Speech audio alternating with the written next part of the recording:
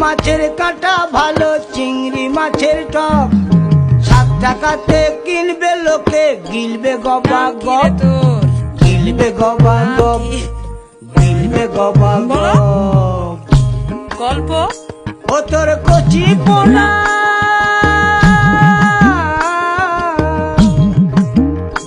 ও তোর কচি পোনা বেছে বেছে হাটে বেচা হবে গো চুনো পুঁঠি আর বেচিস না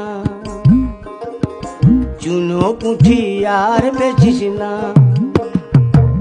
ও 30 টাকা কেজি মাছ বাবু ভেয়ে খাবে গো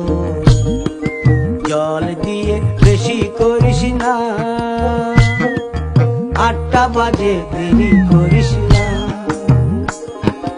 8টা বাজে দেরি করিস না